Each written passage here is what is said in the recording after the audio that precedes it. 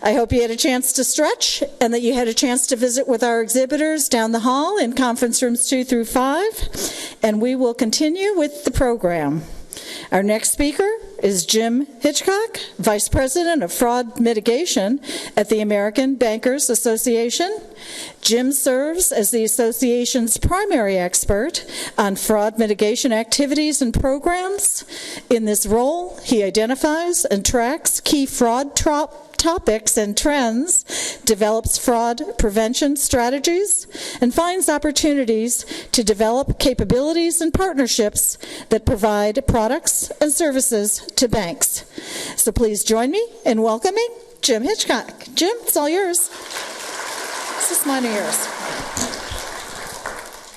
Thank you, and thanks for having me, and thanks everybody for coming out.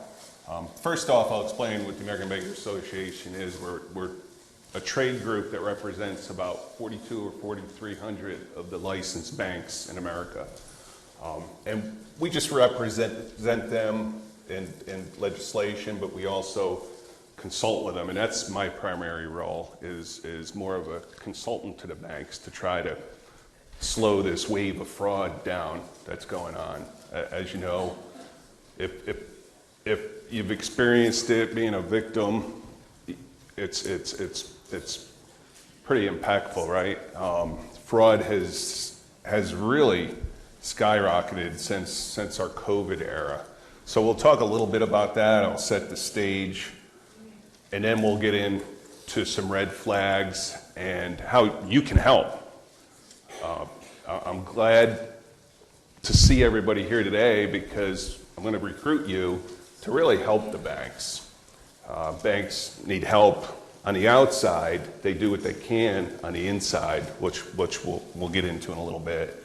But a little bit about me, just to add to the bio. I've worked fraud on the outside and the inside. I chased the criminals, across the world when I was working with both the Secret Service and Department of Defense, Inspector General's office. But then I moved over to a bank once I retired and helped defend against fraud there as well. Big difference. Outside, I'm chasing a real person. Inside, it's more about data and information and customer contact. So just think about that.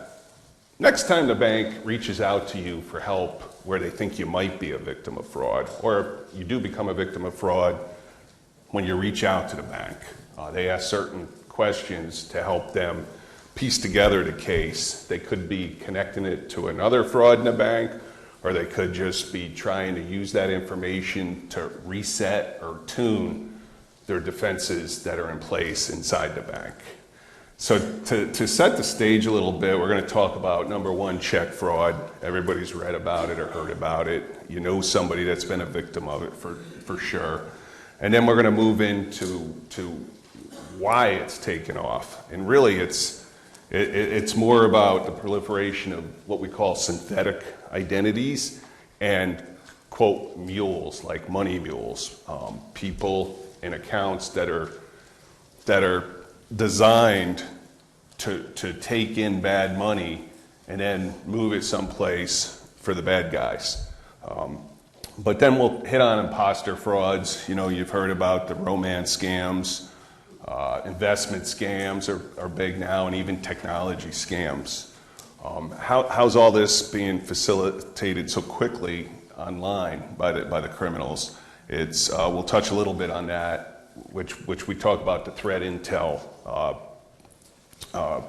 and the mules and how they're recruiting through that. And then the best part is we'll talk about how we harden our target, right? How we protect you, your money, your bank account. I like to say, number one, you have to challenge. Number two, always authenticate. A bank does authentication on you on online banking, for example. When you log in, there's a whole authentication process. They want to get to the point where they believe that the true account holder is accessing that account. But you yourself should authenticate, and getting the mentality of authenticating. And then, of course, reporting. So think car the next time you have interactions with somebody that you think might be trying to scam you. Take a moment, pause. Kind of awkward, right? But that might throw the fraudster off. I paused because I was thinking about that BJ shopping list I have to hit once I leave here. And I was like, wait a minute, these folks need my full time and attention on fraud. So I had to erase that from my mind and get back into the fraud element. But think about that pause the next time somebody does, reach out to you unsolicited and ask you for a password, for example. Hey, I have to reset your password, but I need your password to do that, to return $5,000 that was just taken from your bank account, right? Pause and think about that. Well, I'll call you back. Hang up, check your account online, and if that individual calls back, hang up again, right? Don't entertain them in a dialogue because you just heard about AI. You're going to hear more from the FBI about AI. If you start engaging these fraudsters in a dialogue, they're probably capturing your voice, right? And we have biometrics where banks and other institutions are now looking at ways to leverage your voice to authenticate you. And you don't want the fraudsters to have a copy of your voice. Number one, it'll defeat our defenses. But number two, your voice will be used in a scam using like the AI that you just heard about. So just think about that, harden the target, and pause. So check fraud. We've all heard about it. It's really taken off, and it's taken off over the years because of how easy it is to communicate for the criminal groups today. You've heard about like the dark marketplace, Telegram. There's open social media applications, WhatsApp, and Facebook, and other sources of information. So what we're seeing is the street level criminals are able to communicate with the criminals behind the computer from abroad and buy stolen checks or sell stolen checks or sell their service to anybody that wants it in a specific region. What service could that be? It could be a, quote, mule service, right? Where a criminal element has a sophisticated scheme set up where they're actively recruiting people from different locations to walk checks into banks. They're called walkers, mules, walkers. They might provide them a fake ID to open up an account, deposit the check, and then have another walker withdraw money from an ATM machine. Or they might have that individual walk into the branch and get as much money off that counterfeit or washed check as possible. The criminals are smart. They do a lot of research. They know how each bank acts, which branches slow the checks down, which branches don't, and they target those branches. So how do you defend against that? You hear a lot about these gel pens. That's one option. You could start using gel pens when you write your checks. Because I should ask, who still writes checks in the crowd? Yeah, me too, right? I'm a fraud guy, and I'm kind of against writing checks because the number of fraudulent checks are outpacing legitimate checks. Think about that. That's pretty crazy, right? But like ACH and wire payments, I think we're still sending more good payments than bad payments, but not checks. But I know there's a purpose for checks. So think about using one of those gel pens. You can Google it and buy some pens from Amazon. But remember, that's only one speed bump in your defenses against this. Your best defense is to monitor your accounts, your bank accounts. Almost every bank in America provides some type of online banking. If you don't want to bank online, that's fine, but you should still register online so that you can monitor in a timely fashion. Like you write a check, monitor that account over the next 3-4 days to make sure that check made it to its intended recipient, okay? And if it didn't, contact your bank immediately. Your bank should be your first contact in any fraud scheme, okay? Especially checks. A lot of the service terms that banks have in place are to protect you and them because they have a reputation they're trying to protect against fraud so that everybody here feels safe depositing their money in a bank, right? I want to feel safe, and I know everybody in here wants to feel safe. But read that service terms because there is requirement that's driven by different regulations and laws and so forth that require customers to contact the financial institution within a reasonable amount of time. What's reasonable? Some people might say 30 days, some might say 60 days. But know that and make sure you contact the bank within that time frame. But what I'm saying, if you see anything unusual about that check or any financial activity on your account, contact your bank first. Unless you're in some sort of distress or danger, then you would contact law enforcement first. But contact your bank first so that the bank can start the processes like to recoup the money, okay? And the sooner you contact the bank, the more likelihood it'll be a smoother ride to the finish line of getting your money back, okay? I might be jumping ahead a little bit here, but you have probably 72 hours or so to recoup money via like a wire or an ACH deposit, okay? But think about that. If somebody opens up a fraudulent account, washes your check for $500 that you sent to your cleaning crew or wherever you sent it to $5,000, and they deposit that money in an account, the money's not going to sit in that account very long.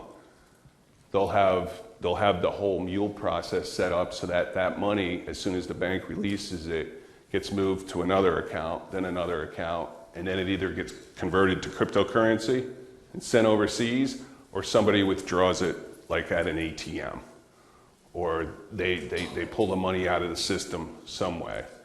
So if you can contact the bank quick enough, banks can reach out to the other banks to stop that money. We call it friction in the banking industry, but they slow that money down so that the banks can talk and confirm that it's actually fraudulent and send the money back, okay? But in a wire, an ACH, as quick as the money moves today, you get past that 72-hour time frame, and the probability starts to go down of we call clawing that money back. So just think about that. There is an urgency in reporting because, you know, that's part of the CAR, right? Challenge, authenticate, report. Your urgency in reporting, but there's not an urgency in talking to somebody that you didn't reach out to, right? It's kind of tricky in a way, but I'm saying pause one moment, but don't slow down the next in reporting. Fraud is probably underreported in America, which is scary because you look at the fraud numbers, go to the FTC.gov website and look at those fraud numbers, and it'll just blow your mind. I don't put a lot of stats up here because I like to drill into the content more than statistics. You guys can pull statistics, but we need to start working together on this. That's why I'm recruiting you guys to do the CAR, the challenge, authenticate, and report, right? Look, we outnumber the fraudsters out there, but they're beating us. They're beating us because they're better organized, right? They leverage technology better than we're leveraging technology, like online banking, right? But if we come together, work together, we can at least slow them down. So the synthetics I hit on, what a synthetic ID is it's a made-up person that doesn't exist. Now they need one data point to make a synthetic work, and that's normally a social security number or a 9-digit number acting like a social security number. In the past, it was common for them to steal children's social security numbers and then just create a name, address, social, and become an authorized user on a credit card account. Look, I have 3 kids. Each one of them are an authorized user on our account, so it's pretty common. But what they do is they reach out through social media and find somebody to sign them up as an authorized user. Because naturally they'll portray like they're having a hard time. You know, they just had their home foreclosed. Can you help me out? I just need some credit. And they're able to establish credit under your credit, and naturally they'll pay you for that, right? And then once they establish a legitimate file with the credit bureaus, they'll jump out and open up more credit on a different credit card until they drive that dollar number up to 25, 30K, and then they'll create more credit off of that. And then they do what's pollinating. It's called pollinating. Then now that they have established credit like ours, they just steal more social security numbers, create more synthetics under their legitimate appearing accounts, and just continue to establish synthetic identities. This has been going on for quite some time now. It started to come to a head as a potential issue probably 2016 or so. But all these synthetics, what's scary is, think about it, when can you run your credit history? Like age 17, right? So if your kid's social security number was stolen at the age of 5, they're not running their credit history until they take that loan out for college, right? And that's when they hear about it. So the fraudster has all that time to use that social security number and either do a bust out, they call it a bust out, they run up the credit beyond what the credit limit is. We call it 1.5 times the credit limit, and then they just go out, make purchases, and walk away from the credit.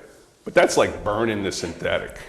So they don't want to do that. They want to hold the synthetic and use it as a mule account today. So we see a lot of synthetics muling money. Telegram Marketplace, real quick. These are the most notorious media sites to obtain our personally identifiable information from. And you can also buy fraud for service from them. If somebody wants to use my identity in a fraud scheme, somebody will set them up to do that. If you want a counterfeit check, you just keyword search glass, clear check. That's what that means on these sites. And somebody will sell you a check for washing, or it's washed, or they'll have somebody in place that'll wash it for you. So these are just 2 of like 10,000 points of data that different intel groups sit on. When I say intel groups, I'm talking about your financial industry driven intel groups. Like there's different intel groups out there, like Q6, for example, that scours the internet for banks. And you know, I know one of the guys over there, and he said they sit on like 10,000 different points of data where they're looking for our information. Because our information is out there, right? Probably a lot of top secret clearances in here over the years because we're in Washington, D.C. You know, I had the top secret clearance, and you remember the OPM breach with the Chinese stealing our data. So our data is out there. So recruiting mules, like I said, they'll use any type of social media site. Here's a text that I received. Too good to be true. I didn't fall for it. I thought about it, but I took that 5-second pause. I was like, nah, rather than delete this, I'll save it and share it with folks. But that snapshot there is an attempt from somebody that has a Telegram site that is just recruiting people to open up accounts at different financial institutions. And once they open up that account, they pay them to, you know, move the money through and so forth. So my advice here is don't become a money mule, right? I love Clint Eastwood, so I watched that movie, The Mule. It's a decent portrayal because, you know, he needs money for his daughter's wedding. So he does it once, money's good, does it again, he thinks there's no harm because all he's doing is muling, right? He's not selling, and then he can't get out. And that's really how even these financial mule schemes work. Imposter scams, what I'm saying is these scams occur outside the walls of the bank. The banks have sophisticated automated monitoring on everybody's accounts, okay? And that's not to spy on you, that's to meet different regulations like the USA Patriot Act, right? Because the government wants us to know our customers so that we can protect our customers. But they also want to protect you from fraud. So they look for your common activity. If there's something off kilter, they'll reach out and notify you. Just some quick red flags here real quick. The security alerts indicating that your settings have changed. If you receive that, immediately reset your password. If you can't reset your password, reach out to your bank immediately and tell them about the problem. That's the whole report thing. Monitor your accounts for login activity. You know, when you reset your Google password, for example, you always get that notification in your email that your password was reset. If this is authentic, great. If it's not, click on this link and we'll fix it. Unsolicited contacts, I told you that, just pause. Banks will never ask you for your username password, never, okay? Google banks never ask that.com and watch those videos. It's anti-phishing training, and we campaign with all the banks in America to push this out, and I think it's the October time frame, to educate the bank customers. There's cute videos on there with a little funny spin to them, but there's also neat little games you can play too about scams, and there's a great quiz on there as well. See if you can pass the quiz. I push it out to my mom every year, and she takes it. Pay to play doesn't exist, right? We all have to work hard to earn our money. Now, here's the big one: is if your bank reaches out to you in some format and says they suspect fraudulent activity on your account, it's probably going to be via text or email or something. You know, call that bank back and say, hey, I want to talk to the fraud department. I got this alert. All right? Don't blow it off, because if they're telling you there's potential activity, it's something that needs to be addressed immediately, okay? Be careful, always challenge. I said that earlier. The snapshot to the right there is from a bank trying to, you know, educate the customers on check fraud. We encourage the banks to educate the consumers, educate the employees on all these different schemes in a timely fashion so that you guys can be aware. This is the sad state we're in. This is the biggest scam tactics like hurting America today. It's an awful word that has been portrayed in the media as pig butchering. We like to refer to it as financial grooming.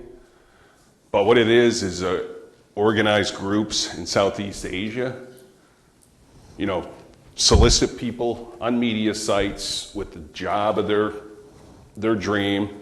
They show up and they hold them there against their will. They basically, you know, commit human trafficking, and they force them to commit romance scams, investment scams, technology scams on us. So think about that. If you're held hostage and you're fighting for your freedom, you're probably going to do as well of a job as you can to scam somebody to just get back to your family, right? So that's the awful state we're in today. So I just ask you to harden up. It's everybody's responsibility. Like I said, the banks have a lot of anti-fraud defenses in place. We have anti-money laundering defenses in place. When we detect this unusual activity, we'll slow the payment down, stop the payment. But when these scams are happening outside the bank walls, and we know nothing about them, and somebody wants to send a $150,000 wire to a friend in Florida, which will bounce to you name the country, there's not much the bank can do about it. At some point, they have to let it go, unless the customer wants to stop it, because it's an authorized payment, right? It looks authorized. The more common scheme in these authorized payments were like the peer-to-peer type payments, where they're lower dollar amounts. But it's still awful to lose even $100, right? It's awful to lose $5. Who's dropped a $5 bill in a parking lot and you look for hours, right, trying to find it? Me. So yeah, we're at the end. So that was a lot of information in a short period of time, but feel free to reach out to me anytime, because that's my job. Number one is to help banks stop fraud, but I need your help too, okay? So thanks for your time. If you have any questions, you can write them on that card and I'll be happy to answer them. I got one for you right here. Okay. Multi-factor authentication. They're reading some articles with regard to it having its issues. Can you address that just a little bit more in detail? Yes, sir. Spoofing or subverting? Oh, yeah. No, I can speak to that. No, that's why we preach multi-factor authentication, because it was like the gel pen. It's only one defense, and the fraudsters will find a way to defeat it. You need multiple defenses in place, and that's the multi-factor authentication. But so everybody knows, it's normally the authentication process is something you have, know, and are, right? So when I say authenticate yourself, look, the fraudster might be sitting on your account at a bank and maybe did a really good job of social engineering you and took over your account. And little does the bank know that there's somebody using your account that normally shouldn't be using your account. But that's where the authentication, multi-factor authentication comes into play for you too, because we all bank from our phone, right? So the phone allows for multi-factor authentication, and it's kind of easy, right? You shouldn't text and drive, but let's just say you're at a stop sign. Rather than type your password in, you can hold the phone up to your face, right? Now you have facial recognition, so don't be afraid of that feature. Use multi-factor authentication. But yes, any defense we put in place, the fraudsters will figure a way around. And that's why the whole monitoring, the challenging authentication reporting comes into place. You have to monitor everything. That's the best defense we really have long term, is just your monitoring of your bank activity. Any other cards? Jim, we are running over time and we've got a lot of questions. Are you available in the conference room afterwards? Absolutely. Okay. I'll slide over that way. Very yes. good. Thanks, everybody. I'm going to ask you one question now before I let you go, because it's a quick one. What was the Google link for phishing with the quiz you mentioned? Oh, yeah. Here, I'll put it up here so everybody can copy it. Okay. I love this. Banksneverasked.com. If somebody has access to the internet right now, go ahead and Google it. You didn't Google it, did you? Because that was a trick. You're not supposed to trust me. Trust no one. No, it's a legitimate link. So I was presenting to some cyber fraud experts, and nobody in the room would Google it, right? So, but trust me on that link. It's a wonderful educational piece of material. So please take a look. Okay. Thank you. Thank you. As I say, we don't have enough time for take questions for Jim right now, but he will be available in the conference room 2 through 5 at the end of the event so that you can ask your questions to him one-on-one. Thank you for your patience on that one. And no, I'm not. Don't have time to do questions from the audience. Okay. But you can see me later and I'll either answer it for you or I'll direct you to someone who can. Okay. Next, we have with us a individual from the Federal Bureau of Investigation. Thank you.